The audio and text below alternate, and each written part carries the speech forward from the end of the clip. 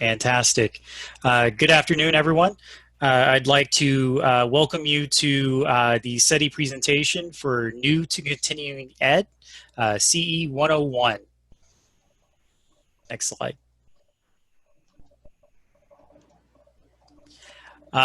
As always, we would like to give a big thank you to all of our sponsors for this year. These sponsors have stood with us in order to ensure that CETI was able to happen this year during the pandemic that has been occurring.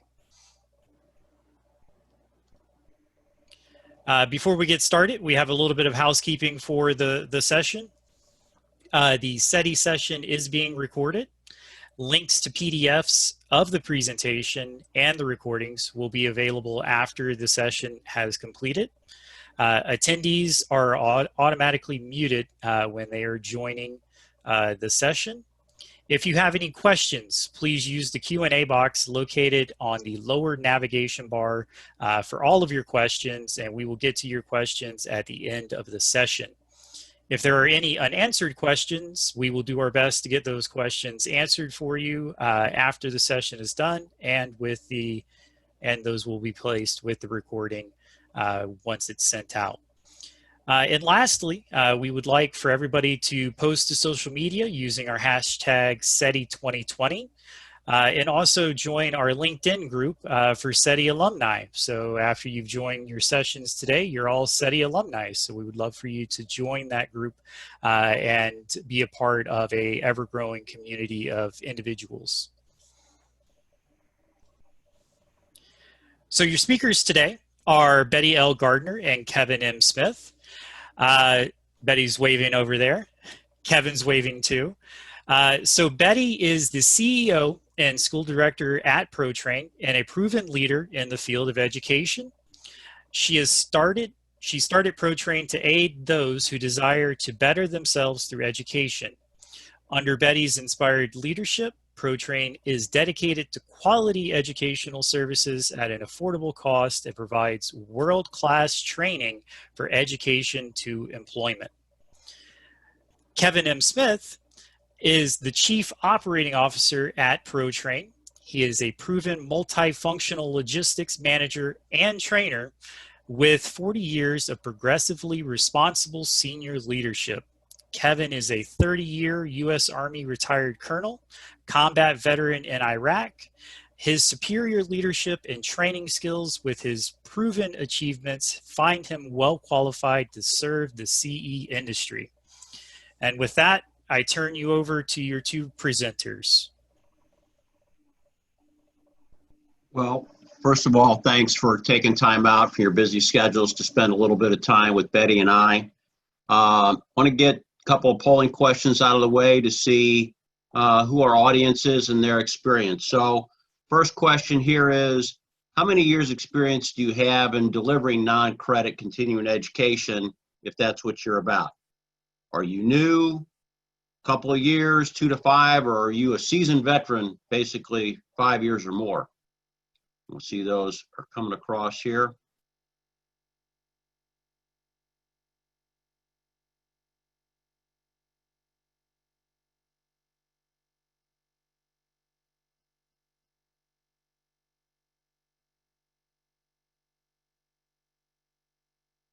And I think close to 70% of you are already answering this question. That is fantastic. Okay, so a little bit over a third are brand new, and a little bit over a third are seasoned veterans. So that's great, because that gives us a little bit of idea of how our pitch can go today with y'all.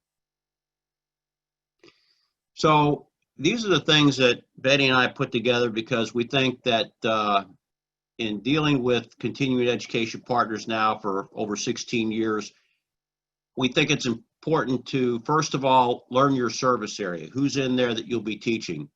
Learn how to select what's important in your service area that you want to offer. How can you take courses on the non-credit side and yet complement the academic side? Because as many of you on this presentation know, there's a little bit of friction, if you will, between the academic side and the non-credit side about who's trying to get, people enrolled at your school. We want to talk a little bit about how to market what you have so that your community knows that you have it and how you're providing that service to them.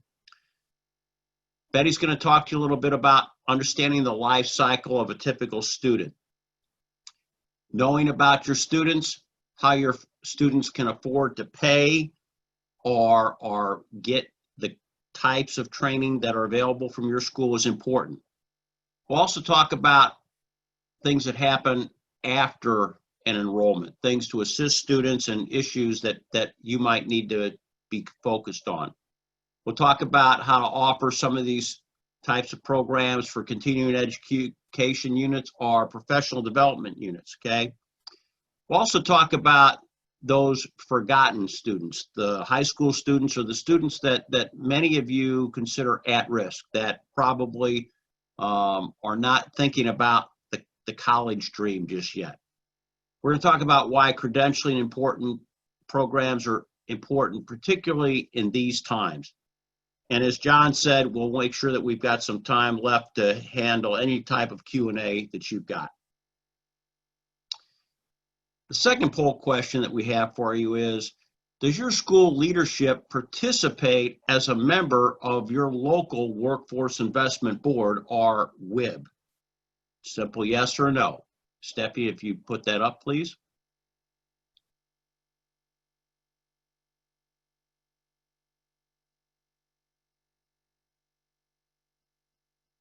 We'll get into the importance of this in just a second.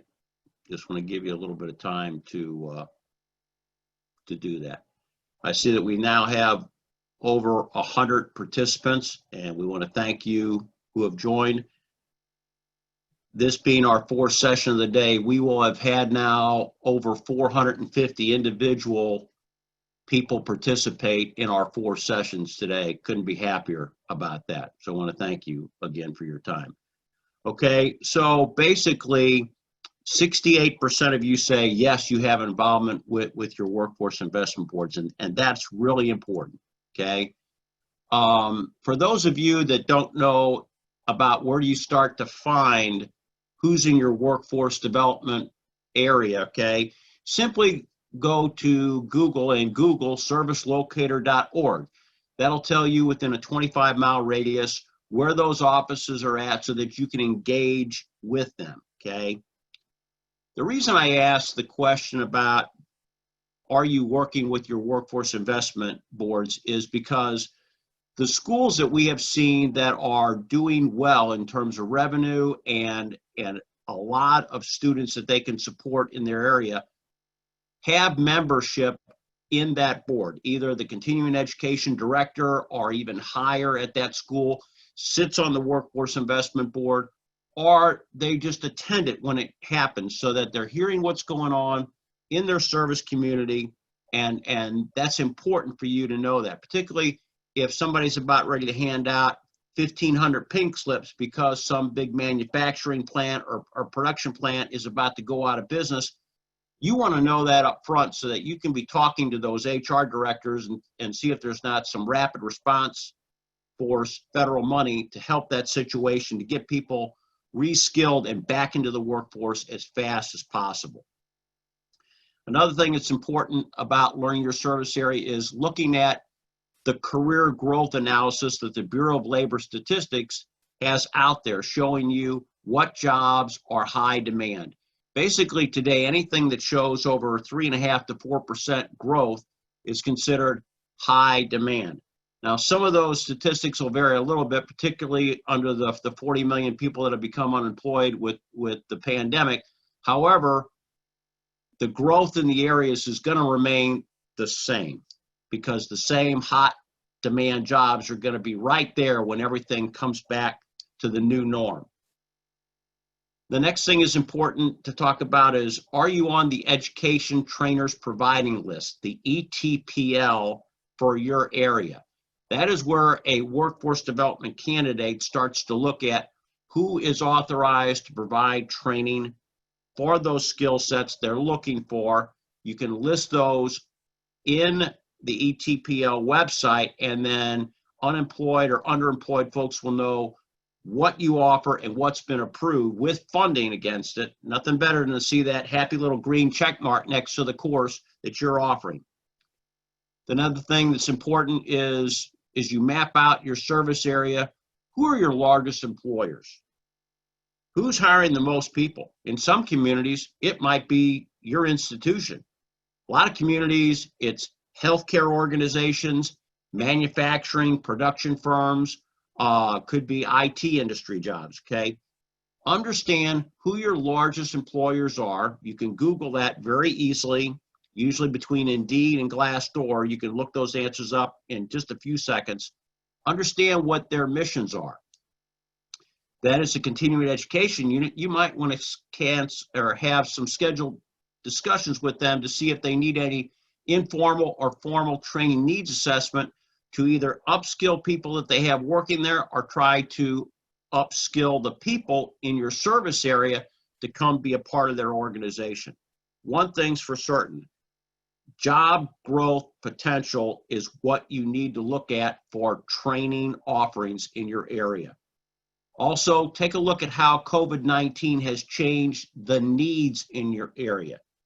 One of the things you're going to find that there's a lot of people that are going to be more hesitant to go back from a safe and secure environment of their home. So take a look at what the jobs are in your service area that might need to actually want to have people working from the safety and security of their home instead of going to a home office. Matter of fact, in 2 weeks, we're offering a military spouse employment partnership webinar that talks just about that. The top 10 jobs that you can work from home that are out there today. And it's all based upon Bureau of Labor Statistics demand.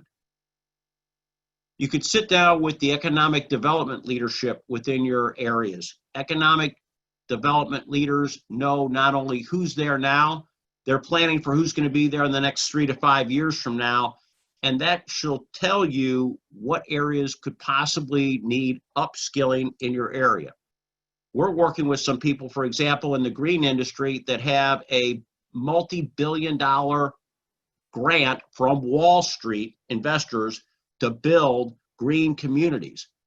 These are places where they're not in a big populated area. They're places like Georgia, South Carolina, Texas, and Pennsylvania.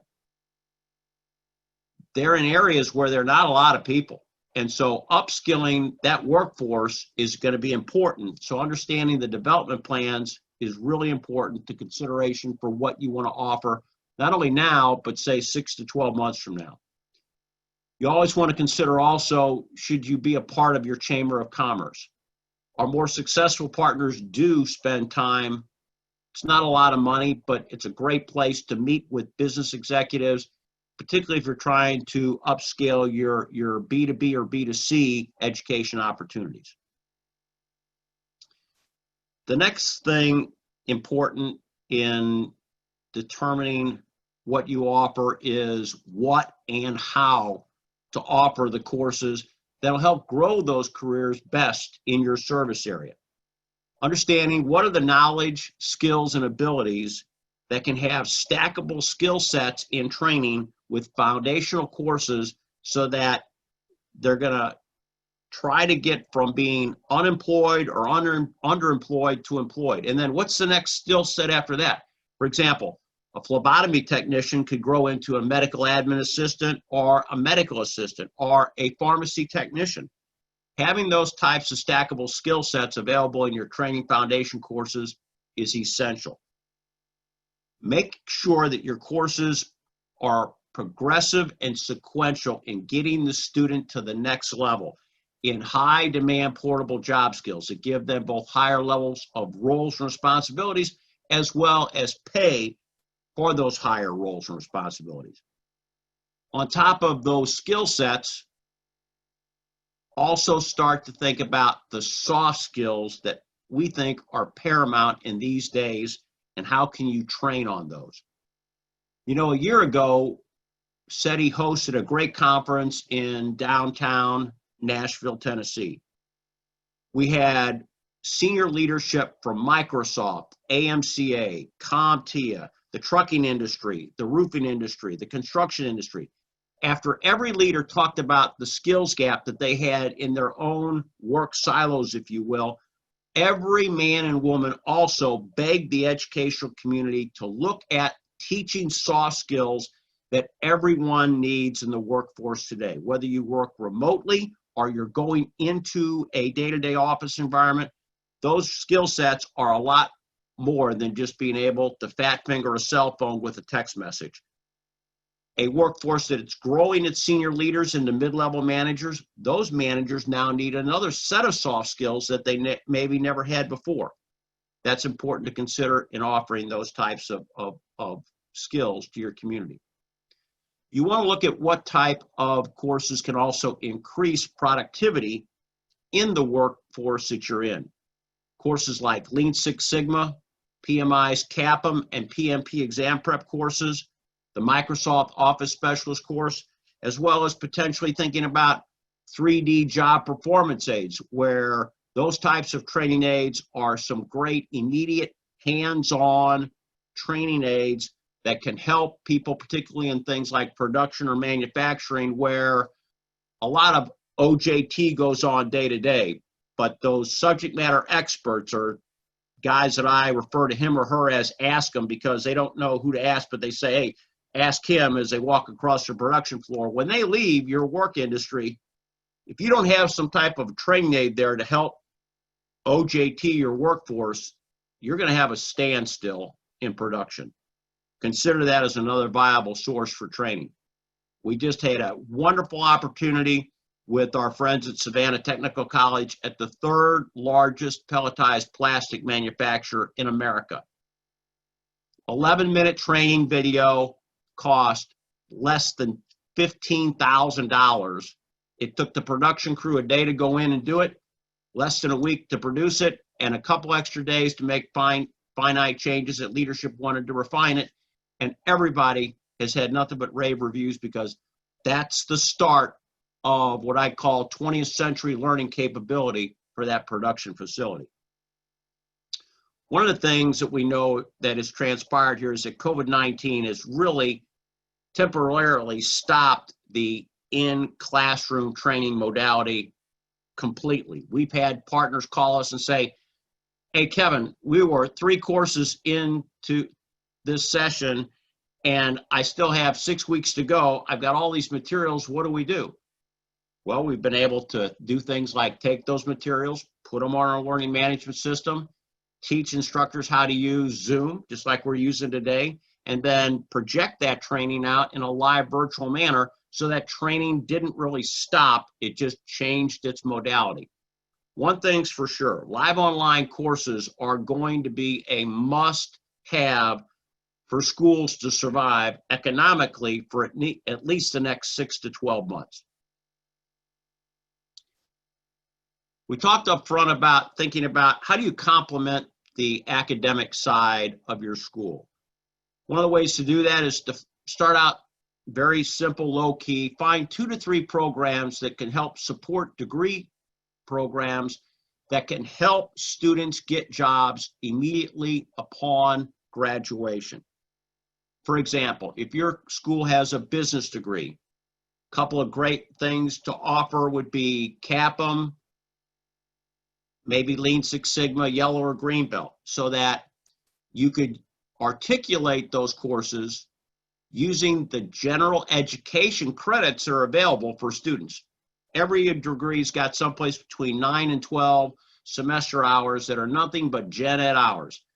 I remember taking stuff like introduction to softball, or introduction to tennis, or ceramics, okay, to keep my GPA up, okay? But at the same time, all those gen ed courses are available.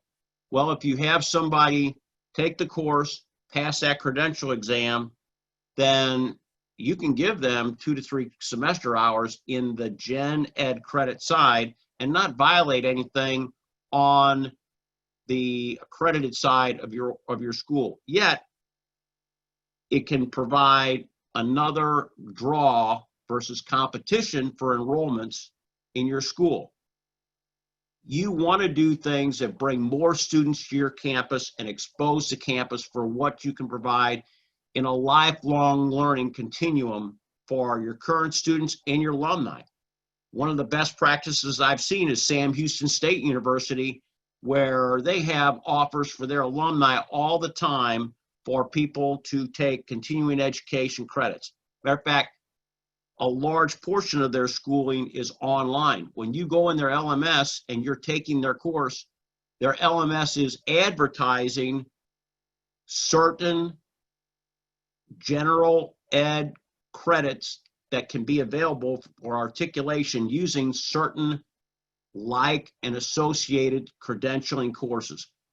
It's a best practice, and I wanted to share that with you because I think it's something that you all may want to consider and have a discussion with the folks on the academic side. Next, I'd like to ask our third poll question, and it focuses around marketing. Where does your CE department spend most of its resources? Okay, is it in print collateral? Some of you have a catalog you mail out in the tens to hundreds of thousands. Some of you use social media. Some of you, if you can afford it, try radio every once in a while. And some of you may want to even consider, if you haven't already, low-cost webinars, and past future leads. Take a few more seconds there. I can also see we're up almost to 125 people in the session, and want to welcome you all and spending your time with us today. Okay, so the vast majority of you do in fact use print collateral and mail out a catalog. I know some of you have talked to us about that becoming electronic send because printing is really costly these days. And about a third of you are using social media.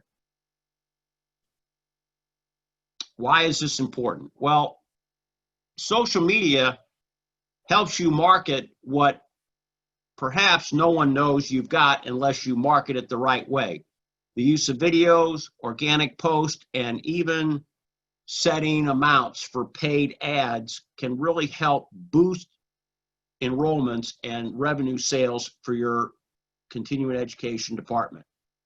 You want to use success stories. That's everything from a testimonial to maybe even short little Animoto videos that have success stories from your students that will tell other potential students what taking the course from your school meant to them and their success.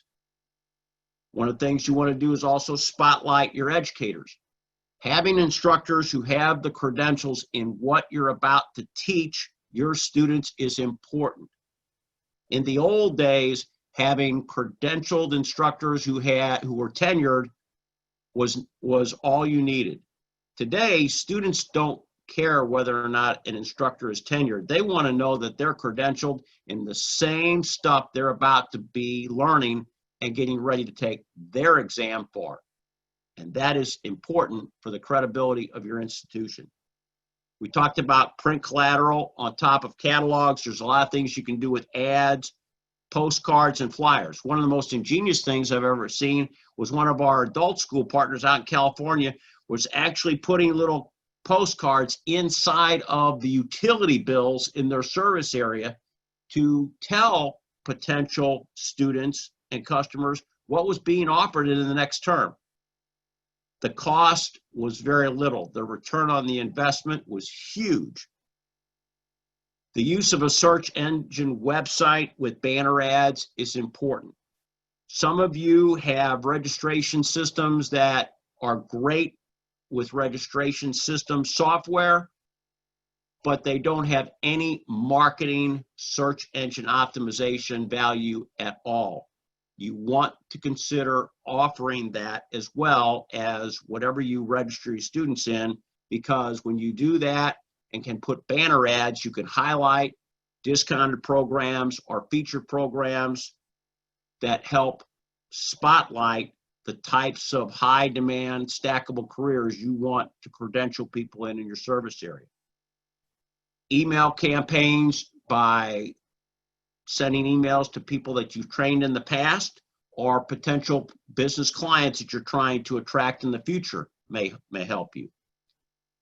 One of the things that we have found very successful at ProTrain and many of our school partners is the use of promotional discounts or themes. Might be the month of the military family, might be the month of the military child. There are things that you can do. Every month has multiple themes. Check and see what themes could be promoted against the types of courses that you offer, and then work promotional discounts for that to help attract more enrollments. A very cheap yet very high ROI is offering webinars to virtually promote your brand, your image, and your offerings to your community. Particularly in these recent days of the pandemic, we have been helping several schools and have done several on our own with military spouse groups and other groups to help people virtually understand what's available for them out there to be training during these times. Offering those types of webinars, all it's going to cost you is a little bit of time to put it together and actually do it. But the return that will come from higher level interest in your school and what you're offering will pay that back tenfold. I know that I've talked with you a little bit for a while here, and it's time for you to see a space that's better looking than mine. So I'm going to turn you over to my boss, Betty Gardner. Miss Betty. Thank you, Kevin, and thank you, everyone. Can't tell you how excited I am to be one of the sponsors of the CETI conference and have over 120 attendees for this session. Overall, there's been over 3,000 people or registrations. One person can register for many, but imagine, you know, we all go to a hotel, a conference center, etc. And, you know, we have a few hundred people, but we have all gathered together here in this uncertain times to try to continue our professional development and learn from one another and how we can service our student population in our service area. So it's my privilege to be able to speak to you all. Kevin's talked a lot about, you know, who we service, how we service. I'm just going to talk about a little bit about the life cycle. I'm not telling you anything that you don't know, but just reminding you, because if you are new to continuing education, this is sort of just saying, here's what you need to do. For those of you on the survey that's been doing this for multiple years, I'm not telling you anything new, but sometimes it's just good to collaborate with one another. So from that very first lead, that very first contact, whether it's an in-person conference, which might not be happening right now, but we hope will come back soon, whether it's from an email or a voicemail, the very first time that we engage with the person that wants to change their life, what we have to do is we have to assess them. Are they ready for that class? Do they meet the prerequisites? And whether you're doing it by yourself or if you're working with a third-party provider, whether it's ProTrain or someone else, we always want to take in consideration the importance of making sure that we're taking that person's life and their circumstances into consideration. We assess their needs. Obviously, I'm sure nobody on this call has ever had a phone call that says, I want to take XYZ course and how can I get somebody else to pay for it? Sure nobody but us has ever had that happen. But we need to be able to answer the question, you know, are you military active duty? Are you a military spouse, the MyCAA? Are you underemployed, unemployed, which would be WIOA? Are you working for a company that has tuition assistance funding? We need to peel the onion back and find out the different resources. And if there's no third-party provider, Then we have to really talk real with the potential lead. Is there a loved one? If you were homeless, if you were not able to pay the rent, who is your go-to person? Because if you really want to get that certification training, you want to become that next pharmacy tech, that next A+ certified CompTIA tech, etc. Who would you go to help you change your life? Those are the real world questions that we ask when we're assessing our students and their ability to learn and to be ready for, their next career pathway. I consistently say, even though I am in the business of education, and everybody on this conference is in some way or format, I do not sell classes. I sell futures. I literally take it that seriously, that I want to help the person that I'm talking to. How can I help you change your future? And I don't think anybody on this webinar or at this conference probably thinks differently. You came into the field of education for a reason. You have a passion to help the people that you serve. And that's one of the purposes of this conference, is how we can together have our passion make a difference for continuing education. So once we figure out how we're going to get them paid for it, then we get them enrolled, and we all have our registrar, whatever you call it, the person. That's really is a big deal. They're a big deal in sending the person, the student, how to enroll in the class, whether it's in the in-classroom class, an online self-paced class, or an online live instructor class, different modalities. Your registrar is very important in being able to service those students once the student has made the decision to purchase. And I'm sure you all have, just as we do, student services support. We're running progress reports, making sure that we call the student, we email the student if they're not doing what there's, what's expected, if you will. We call them as one human being to another and say, has life happened to you? What can we do for you? Do we need to suspend your class, put it on hold, put you in another class, put you in a different modality? And then, we all love our IT people. Our IT people are there. Did I forget my password? Do I have the right browser, etc.? And running those progress reports, your student services support, your registrar, your IT, those people are the backbone of helping be the support to the students that we all serve. Because the students is what we're all about. It's the student success. Because I don't know about you all, but the guidelines are getting more and more stringent if a third-party provider pays. Have you wondered, have you heard about the WIOA that, okay, now you got to track your student. Where did they get a job? You're dealing with a military spouse, you got to track it. I don't think anybody that works at a university, community college, etc., signed up to do your job to be a job placement agency. But that's what we're being asked to do. And we got to figure out how to do it together. Because to continue to be accepted in our line and field of work, we have to do that. So we are going out of our way to track that progress to completion. And you as a school, you decide whether you want an exam voucher included in your program or not. That's your decision. Different schools have different opinions.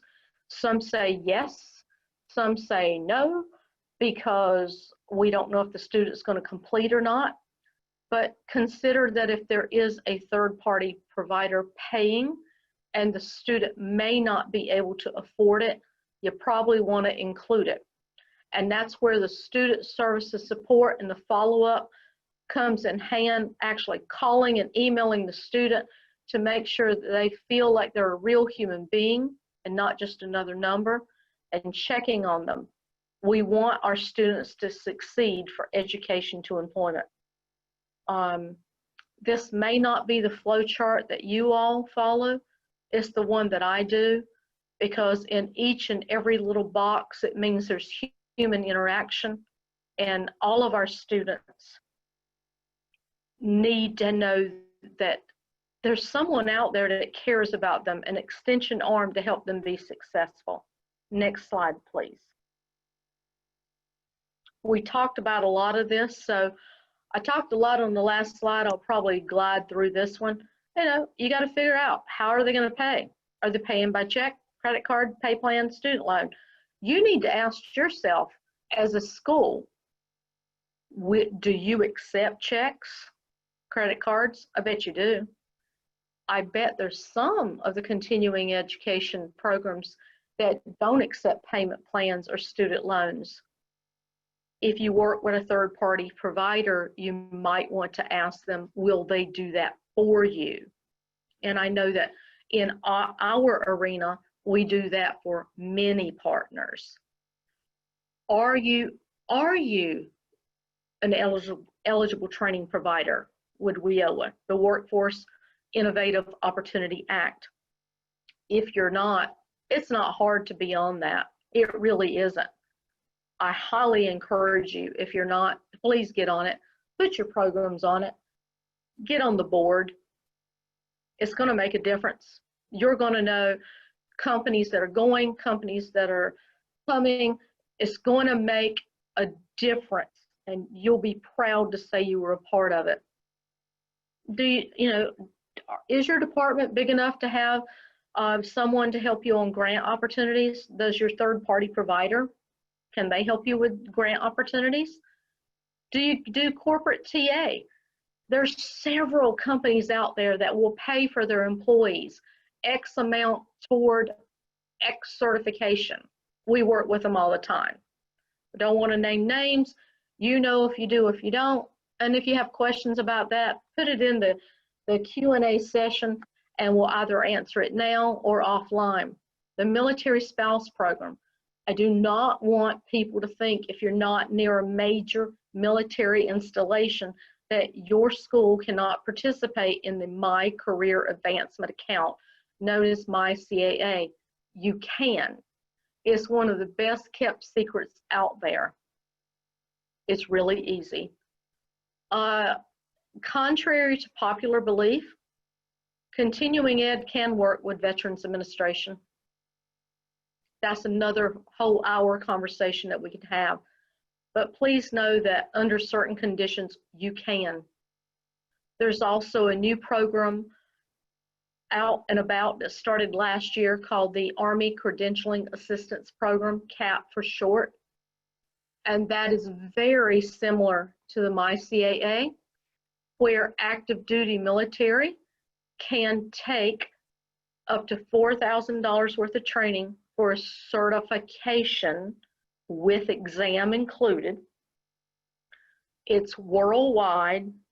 You do not have to be near a base. You just need to get your school approved. If you got a question about that, we can help you with that as well. We've been very successful. Would love to. And what I just said also is the same with the Air Force. What we need to do in these times of uncertainty is we need to find out where the buckets, I say buckets of money, buckets of learning, buckets of funding are. It's not all just about a corporation or somebody paying out of their pocket. We have to learn together where the buckets are, because they're there. It takes a little bit of work, but once you get them, they're reoccurring. And so when one bucket dries, you have another bucket that still has water, money in it, and buckets come and go. Next slide, please. How can I assist students in their issues? I'm sure you get a lot of people that call and ask those questions. you need to ask yourself, are you willing to do a loan program, a payment plan, a layaway plan? How we do it, the loan program, we work with a loan program provider, Climb Credit, which is one of our sponsors, and they also have a session during this week. And it's totally dependent upon the individual's credit score. It's between them and the student, not us. We work with the school to work with how, we work out our options. A payment plan can be something as simple as you made the decision that you're going to allow the student to put a down payment, a certain percentage, and then what will be the payment plan, increments every week, every 2 weeks, once a month, etc. Or the old-fashioned layaway plan for those of you who are old enough to remember what that is, where I want it and I'm going to pay you what I can when I can, and when I get it paid for, then I get it. All three of those still work. We all need to learn to remember that the almighty credit card is not the only way. A check that may bounce is not the only way. Let's figure out ways to help our students be able to achieve their goal, their future.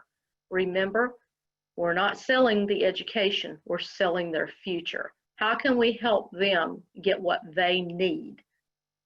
And the completion issues, you need to have a plan and process, as we've discussed, about someone following up with them, emailing them their progress report, calling them when they don't answer you.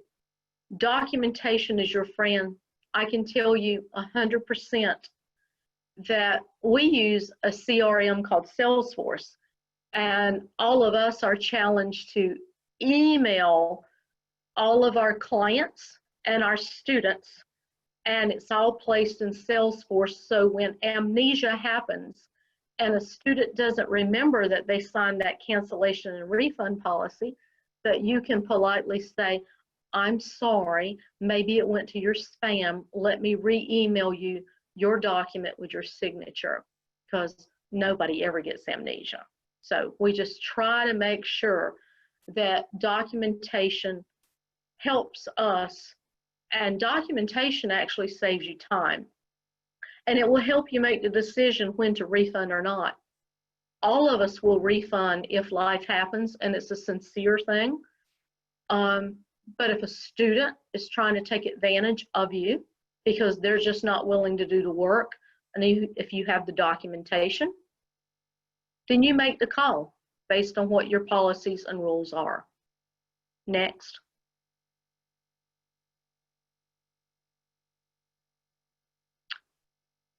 Also, some other possibilities for outreach and engagement. What meets the needs of CEUs for your organization or PDUs? I know we all can offer CEUs. Isn't it best when we outreach to an organization, let's say HR, PMP, the medical arena, and if you let them review your content and they say that they will recognize your program for a CEU or PDU, when you get that, and you can put that on your marketing information, that you meet the guidelines for this organization, that organization, it makes you even more credible. What careers in your service area need training, certifications, and skills? When you find out the answer to that, you can ask them the first question: will you recognize our programs for continuing education units or professional development units? When you sit on that WIOA board and you find out who's coming and who's going in your service area, you'll know if there's rapid response funding that your organization can quickly pick up the pace and already have a program ready, or you can put together a proposed program for a group of people. I mean, all the time we have to put together quotes. Rapid response is when a large group of people basically are out of a job. And how can we quickly put together a financially fiscal proposal that can help these people get back to work as soon as possible? These are just things to think about.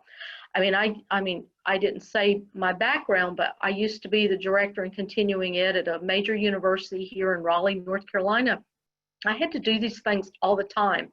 I'm sure you all do as well. Next, please. Please don't forget about the forgotten students.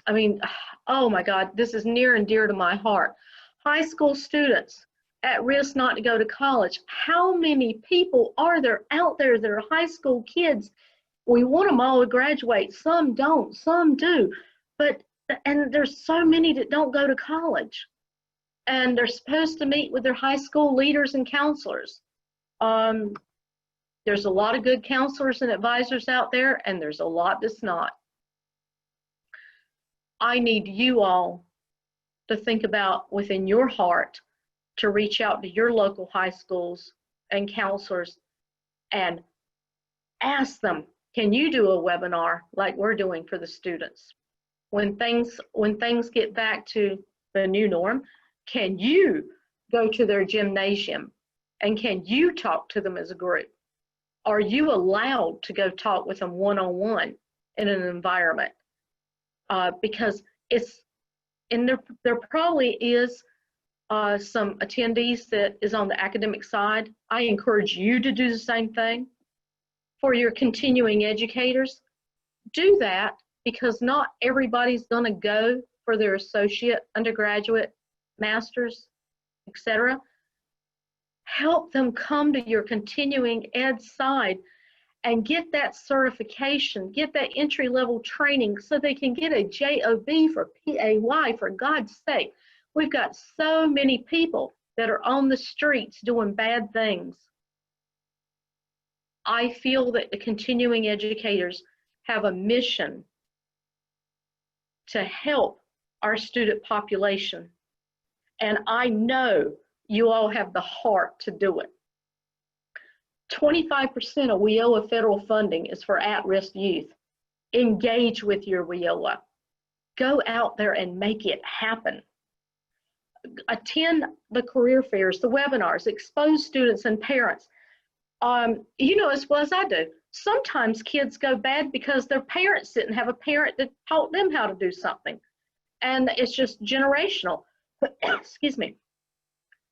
Let's help these kids learn how to make a difference. Next slide. Why is that credential so important? Y'all may not like these statistics, but it's the truth. 83% of two-year degree students never finish. That's sad. They get in there, they spend money, and they never finish their degree. And then what happens to them? Burger King, McDonald's, waitress. 50% of four-year degree students never finish.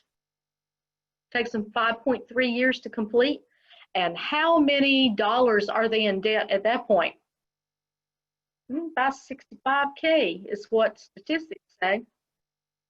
And only 50% of the graduates that get a job in the area they studied actually are in the field that they're doing. How many on this call, and I'm not looking at the chat or the Q&A, how many can say what you went to school for is what you actually ended up doing? Think about that. We need to help our people find their interest and find that career that they'll be happy in. Because if you're a happy worker, you stay working. I'm very happy. I love helping people in education. It was what I was born to do. 65% of all open jobs in the United States do not require any degree. But I tell you what they do. They require certification. People want you job ready. And that's what, if you all have not signed up for all of the sessions, I encourage you to at your leisure and your time frame, because you're going to understand from all these certifying bodies that we're going to be listening to this week about what's required and not one of them requires a 4-year degree, but they do require a certification. And that's why continuing education is so important. And we have noted where this information came from. Next slide, please. So we're going to take any questions right now, and Kevin will take it to the next slide, because I want to, once again, from the bottom of my heart, thank our sponsors. There's not one company or school, etc., on this slide that backed out when we were going to go CETI live in Savannah, that we had to go CETI live virtually, that backed out. These people care about what you do. They care about what we do. And I want to thank them. And we're going to do that on every session we have, because without them, we could not have put this conference on free for you. So I get pretty passionate and emotional, and I want to thank you all for your time. And now, Kevin, we will entertain any Q&A, please, sir. So, Kevin, I can take the Q&A if you want, but there's currently no questions or to be had. I think you guys covered it. Okay. Well, just a reminder, we'll leave the window open here for a couple minutes, particularly for those that are new to continuing ed here. If you've got any questions, you just put it in the Q&A thing, and John will read it out, and Betty and I will do paper, rock, scissors to see who can answer it. So you just got one question. Will the slides be available? Yes, they will. And I will tell you, I'm very proud that we have 100 and total with panelists. We have 117 participants. We only had a couple of people drop, and people drop for different reasons. I will tell you, if you want a one-on-one about anything in continuing education from either myself or Kevin or any of our sponsors, I can make that happen, because I want to see you succeed, because the success means the success of the generation that we're working with. So I appreciate our attendees.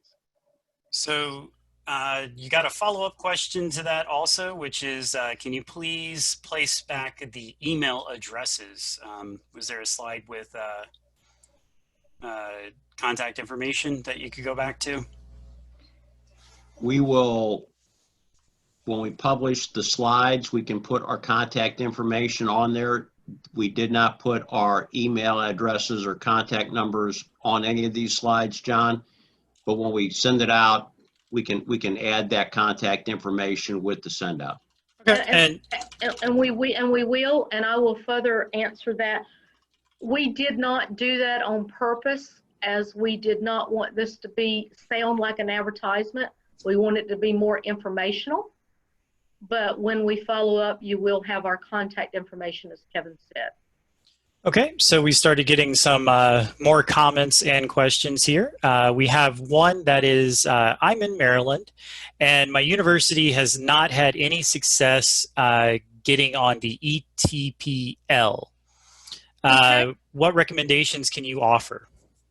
I personally, Betty Gardner, as a human being, I got one of our partner schools in the state of Maryland approved on the ETPL list, and then personally added the programs for the local workforce investment board to review, approve, or deny, and we had great success.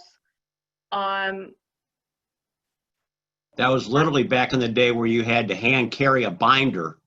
Yes. With the forms filled out versus the electronic version today. I mean, it's gotten better since then, but I mean, that's really rolling your sleeves up when you have to carry a binder with the forms into the workforce office to put before the WIB. Right. John, can you put my email and Kevin's email where people can see it, or we just need to follow up with it with the response to all attendees. I did actually. I did put it in the chat for everybody, so everybody does have the email addresses for Kevin and Betty in there if they need it. Yeah, and if you want to email either one of us directly, that's fine. And I love the question from Marilyn. It's just, I mean, getting your programs approved through WIOA and other buckets of approval will keep your unit thriving. Go ahead, John. I'm sorry. So the other thing I would just add before we leave that question, John, is that remember the slide that said servicelocator.org? Google that, put the zip code in for where your school is at, check those offices that are within 25 miles of where your location is at, your campus, okay?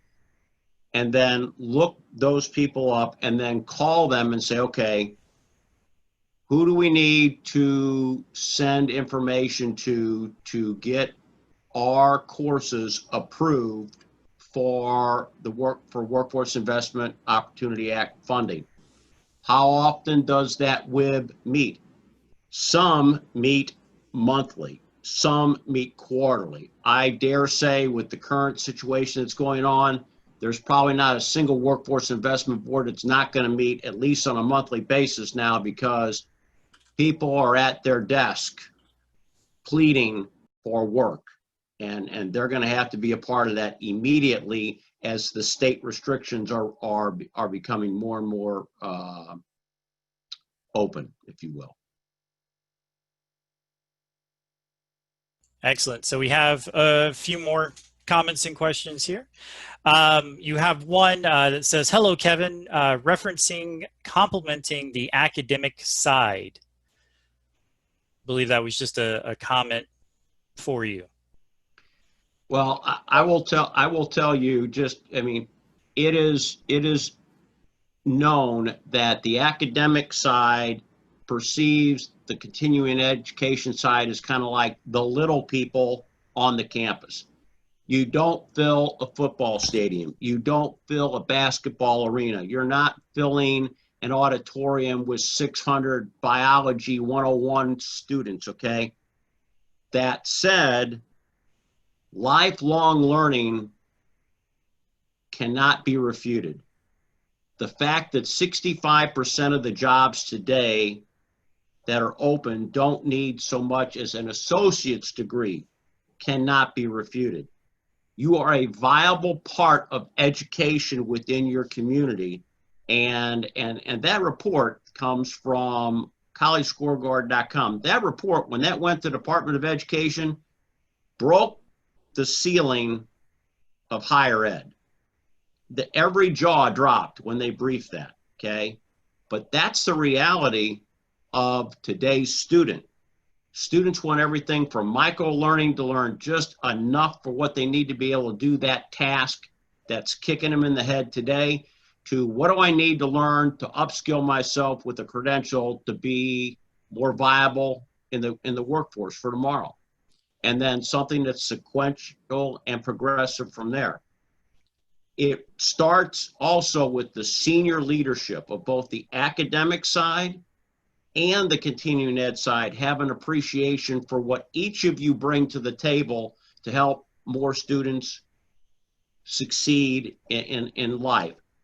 The places that we see that happening best is where, say, there's a change of senior leadership, a new provost, a new chancellor, a new president meets with the CE director and says, what can we do to better support you? Well, that's a great conversation where the CE leadership can say, well, let me tell you how we can better support you and help bring more students in and service more people in our area. And that's how that conversation starts. And you also have a follow-up to that also. Integrating courses into electives / general education like Six Sigma, for example, how can we offer an intro course for $225 in addition to the tuition? And that was in reference to the previous question that was about the academic side. Yeah. When I hear 225, I guess I'm hearing about $225 per semester hour. Okay. Schools that are working with that are also working with what we call FTEs. So they're offering courses fairly cheap because the state is giving them additional FTE funding for every enrollment that they have. There's some nuances of working with that, but Betty and I and our business development manager, Kelly Ajmal, have a good deal of experience and can help walk you through that if that will assist. Betty, anything else you wanted to mention on that, ma'am? Not on that. I'm looking, as you all can see, I'm old and I have to have glasses to see. Let's see here. Here's another. Any suggestions on how to know the dates for your local WIOA open application funding partners? Application deadline. Absolutely. You go to the servicelocator.org, put in your zip code. You can put in 25 miles or 50 miles, whatever you want to do. When you go on that website, you're going to see the director's name, you're going to see the phone number, and you're going to pick up the phone and you're going to ask them. Or if you work with a third-party provider such as us, we'll do that for you. But it's really that simple. You just pick up the phone and ask them, because that WIOA is federal funding that goes to the states, that goes to the counties, and everybody's got an opinion and everybody interprets things differently. And you just have to get to know the people you're working with, love the one you're with, and have to follow the rules and the regulations of what they say. I hope that answers that question. So we have another question here. Her question is, there are many free webinars out there. Is it a good practice and show goodwill to share it with business and industry, or would that defeat the purpose of trying to provide low-cost training through continuing education? No, the webinars are free marketing. You're getting your name out there. I highly encourage you and your staff, or your instructors even. I don't know if you use 1099 instructors or you have full-time instructors. Create webinars, little snippets. How can I do a pivot table? How, an introduction to PMP, an introduction to medical this or that. And you're getting your name out there in the community on your Facebook and your LinkedIn social media, that you're being a provider of information. And every time you do that and you start creating your followers, like we're trying to create followers here with CETI, same thing. And then they say, well, I like these people and I trust these people. Now let me take a full-fledged class with these people. The more you can do out there social media-wise that you're providing information, not an advertisement, the better off you'll be. I hope that answered that question. And then lastly, we do have a comment here. I live in Kentucky and work in WIOA and have the opposite problem. We have a terrible time getting the community college system to sign up for the ETPL system. Well, you just email me and tell me who you're having a hard time with, and I'll give them a call, because I actually do have programs approved in Kentucky. It's not that hard. We all work together and there's only so many hours in the day. So let's work together as partners to service the people that we want to. I will tell you what you just said in Kentucky. It can happen. We just need to find the right person to make it happen with. The other thing I'd say about WIOA is that various WIBs have various ideas about successful outcomes for students. Some workforce investment boards are tired of letting people take self-paced, asynchronous online courses because they don't complete.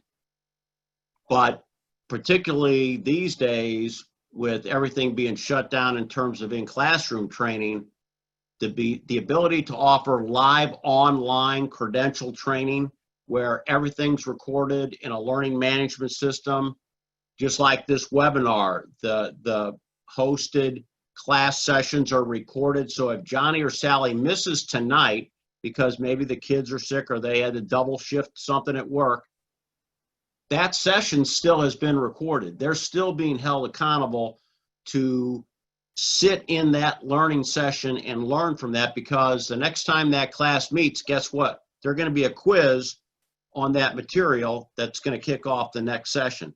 When you can show a workforce investment leadership board that you've got the ability to measure outcomes and measure student activity, assignments, attendance, and things like that, because it's all recorded in the learning management system, that's really no different than people being face-to-face in a classroom. Well, you're spot on, Kevin. I mean, you absolutely are. With dealing with your WIOA or your military spouse or anybody that's paying from a bucket of money, if you will, even if it's self-pay or a corporation, if whoever the student is, no matter what the modality of payment is, if I go to in classroom, I might be having a bad day. I might have a headache. I might be sick and I don't even go to class. So therefore, there's numerous reasons why I might not be paying attention. But if I take a live online instructor-led synchronous class, it's recorded. I might have had a headache and I didn't attend, but I can attend the next day. I can attend as many times as I want to. So you're really setting your students up for greater success by doing the live instructor-led synchronous. And guess what, continuing educators that are self-supporting, you don't have to have so many classrooms, because your classroom is infinite with live online. You don't have to pay your university back for rental space. I mean, when I was at my major university, I had to pay for all my classrooms. I had to pay for part of the utility and the rent. We didn't make a penny. So we could spend a penny when we made a penny because we were self-supporting. With the live online, you are absolutely setting yourself up for success.